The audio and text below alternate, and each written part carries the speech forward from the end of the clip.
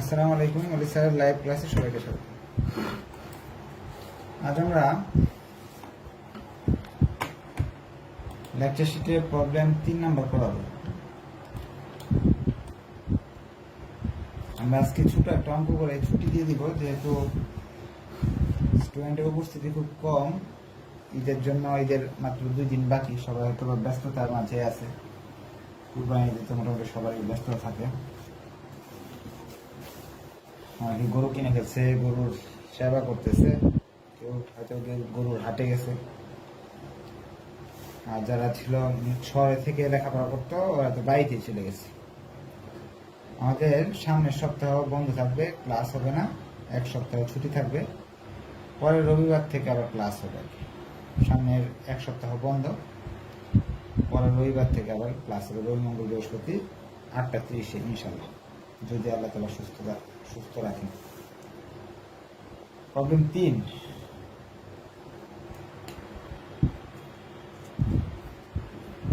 Problem 3-এ বলতেছে, এটা accounting 2018-তে আসছিল অঙ্কটা। ছোট্ট একটা অঙ্ক, 10 নম্বর ছিল। বলতেছে দ্য আর্নিং পার শেয়ার, 10 নম্বর না, এটা ভুল পাঠিয়েছে। The earning per share of company is টাকা 30, ইয়ের মান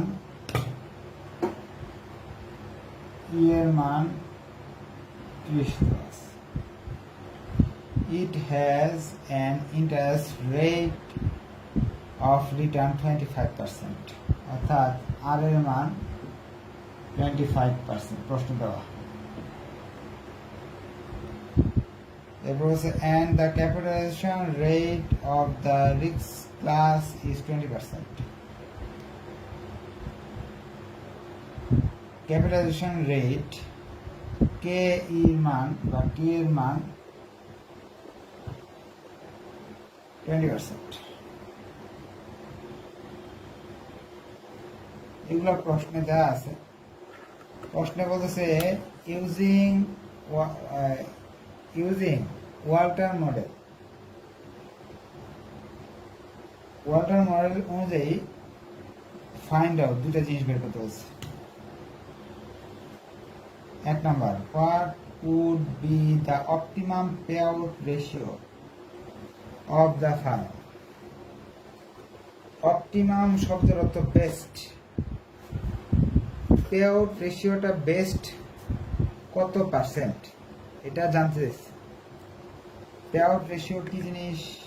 ধরেন আপনার মুনাফা হলো 100 টাকা। এখন একটা ছিল ডিপি রেশিও বা পে আউট রেশিও, অর্থাৎ কত টাকা আপনি দিবেন। ধরেন আপনি এখান থেকে 40 টাকা দিয়ে দিলেন মালিকদের। আর একটা রিটেনশন রেশিও, মানে ডি এর মান থাকবে কত? 60 টাকা।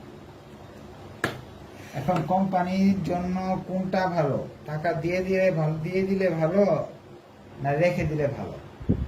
পুরো টাকাটা দিয়ে দিলে ভালো হবে না কিছু দিলে ভালো হবে, নাকি সম্পূর্ণ রেখে দিলে ভালো হবে? কতটুকু দিলে ভালো হয়, কতটুকু না দিলে ভালো হয়, এইটাই হলো জিজ্ঞেস করছে। যে এই যে কোম্পানিটা আছে, এই কোম্পানির জন্য অপটিমাম পে আউট রেশিও কত? যে এই কোম্পানির জন্য সবচেয়ে ভালো কোনটা, যে কোন হারে তারা যদি মুনাফা দিয়ে থাকে, মালিকদের টাকাটা দিয়ে দেয়। ধরেন এখানে 100 টাকার মাঝে 40 টাকা দিলে ভালো হইব, নাকি 100 টাকা দিয়ে দিলে ভালো হবে, নাকি 50 টাকা দিলে ভালো হবে, নাকি টাকা দিলামই না কোম্পানি মালিকদের, কোনটা ভালো হবে? এখন ওয়াল্টার যে আবিষ্কার করছে সে বলতেছে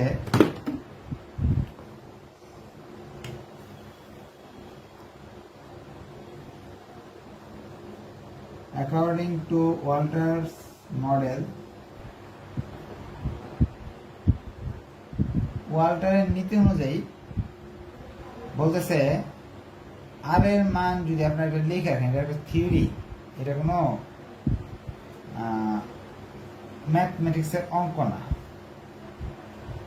যদি ওয়াল্টারের মত অনুযায়ী আর এর মান যদি কে চেয়ে ছোট হয়,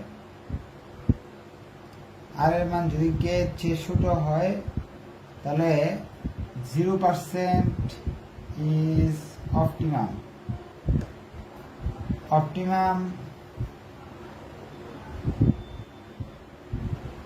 optimum payout ratio ratio.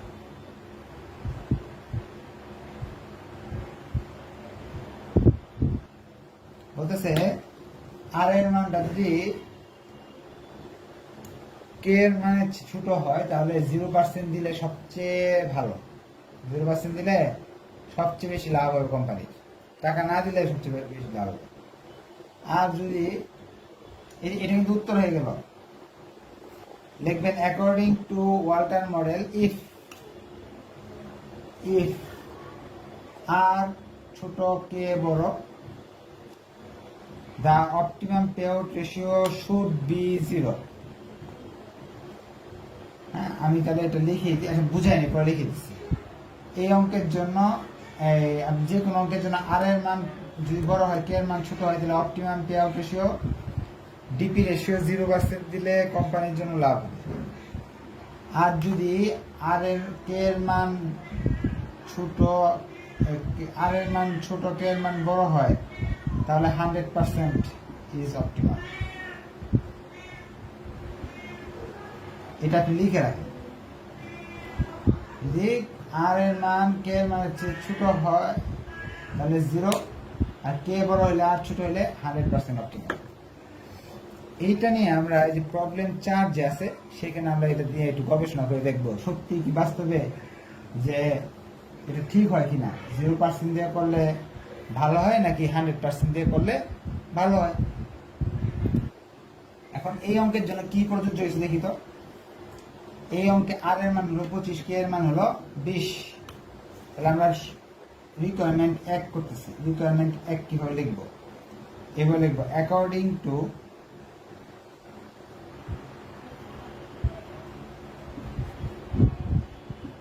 Walter model,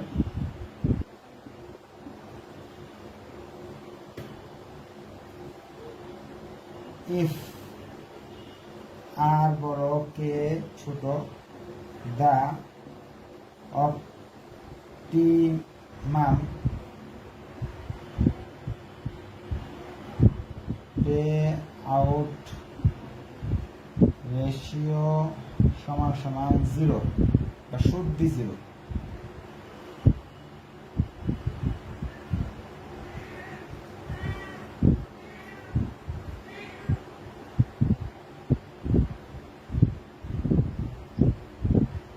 এখানে হেয়ার আর 25 বড়, কে সমান সমান 20, সো পেয়ার রেশিও সমান সমান 0। দেখি কে কে বুঝে নাই, না বুঝলে এখন প্রশ্ন করার সুযোগ আছে, আমি আপনাদের বুঝিয়ে দিব। প্রশ্ন করে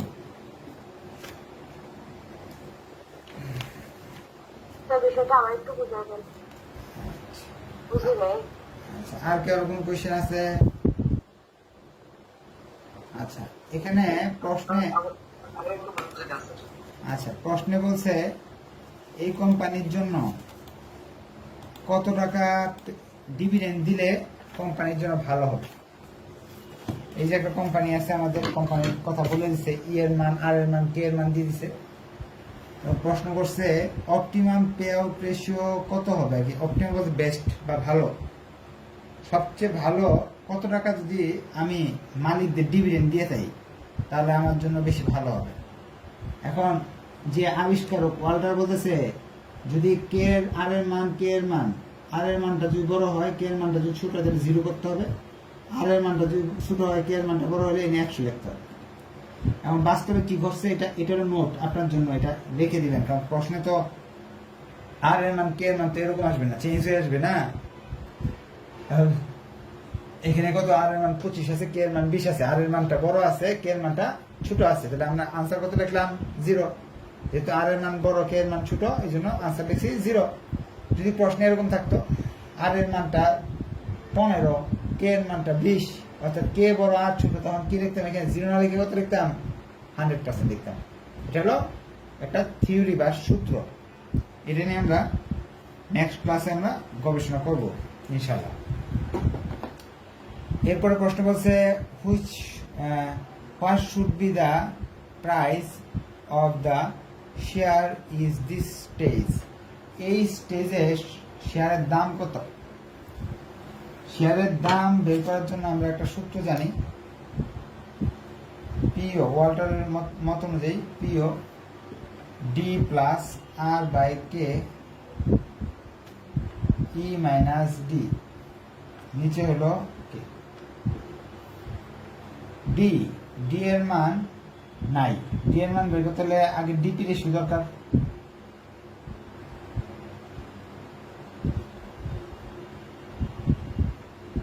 ডিপি রেশিও 0। কেন 0? এই অবস্থায় একটু আগে লিখছিলাম না, পে আউট রেশিও বা ডিপি রেশিও, এটার আরেকটা নাম কি? Pay ratio ratio. Pay ratio ratio কি 0। একটু আগে আমরা বলছি যে এই অবস্থায় পে আউট রেশিও 0 দিলে বেস্ট। তারা প্রশ্ন করছে যে 0 দিয়ে তুমি অঙ্কটা করো যে কত হবে শেয়ারের দাম। এই যে প্রশ্ন বলেছে, what should be the price of the share is this stage. এই অবস্থায় কি 0% পে আউট রেশিও দিয়ে দেয়া যদি অঙ্কটা করো, তাহলে পিওর মান কত, শেয়ারের দাম কত? তাহলে এখানে আমরা এই তিনটা দেওয়া ছিল, আর এটা কি আমরা প্রথম রিকোয়ারমেন্ট থেকে পাইছি, পে আউট রেশিও কত? 0। তাহলে এখানে সবার মান আছে, ডি এর মানটা নাই, ডি এর মান বের করতে হলে ই গুণ ডিপি রেশিও।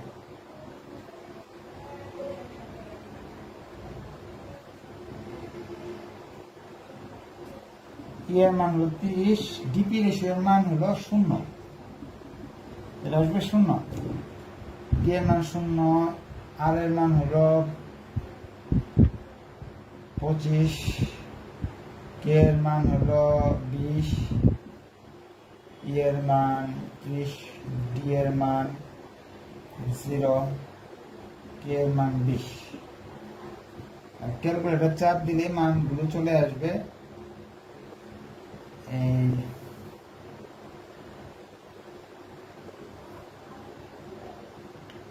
দেখি কত আসে।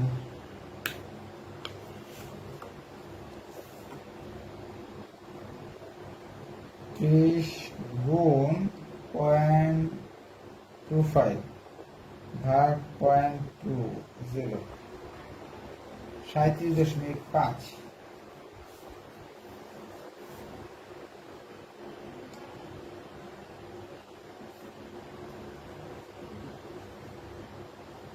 পয়েন্ট 20 দ্বারা ভাগ করে আমরা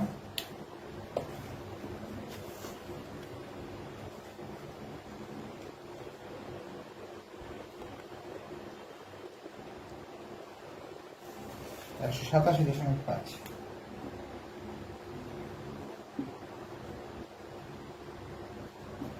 কোশ্চেন থাকলে বলেন, হ্যাঁ? কোশ্চেন আমি নেওয়ার জন্য আপনাদের মাইকটা অন করে দিলাম, হ্যাঁ?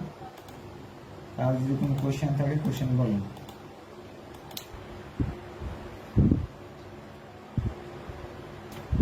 কোশ্চেন আছে কারণ?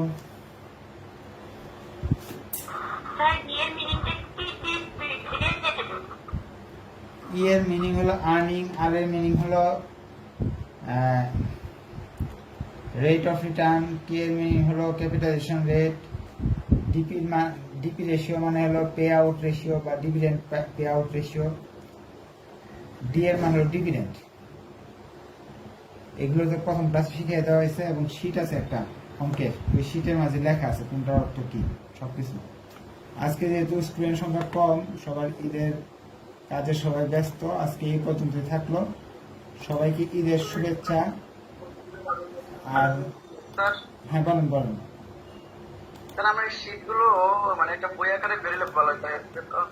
আচ্ছা, এটা আমি বলি, বই আকারে বের করার সমস্যা কি জানেন? ওই এগুলার অনেক ঝামেলা, মার্কেটিং ফার্কেটিং করাইতে হবে, আপনি তো পাবেন না। ওই বই আকারে লাইব্রেরিওয়ালার কাছে যায় কে দিয়ে আসবে, এক নাম্বার বিষয়। আমরা তো সময় নাই। এটি সমাধান যে আছে, সমাধান লিখা অনেক সময়ের বিষয়। আমার তো ভাত খাওয়ার টাইম পাই না, হ্যাঁ, যে আমি এসব সমাধান লিখবো কিভাবে, সময়ের বিষয়টা। আর এখান থেকে সুবিধা আছে, আমি করাই দিচ্ছি হাতে কলমের সমাধান, তো এইগুলোর বই আছে। এটা যেমন এটা কোন সালের অঙ্ক, এটা 2018 সালের অঙ্ক। এইগুলো ম্যাক্সিমাম এই বইতে আছে, দুই একটা নাই, এগুলো তো আপনি শিখিয়ে নিতে পারেন। বইয়ে তো সব অঙ্কের সমাধান আছে, তারপরে কিন্তু আপনারা পারেন না, স্যারের হেল্প লাগে। তো এগুলো সমাধান বের করলে যে ছাত্ররা খুব ভালো পারবে, এটা আসলে ভুল। আচ্ছা, কারো যদি কোয়েশ্চেন থাকে বলেন। কোয়েশ্চেন নেই? ঠিক আছে, তাহলে আজকে তাহলে এই পর্যন্ত থাকলো। সবাইকে ঈদের শুভেচ্ছা জানায় শেষ করে দিলাম। আল্লাহ হাফিজ।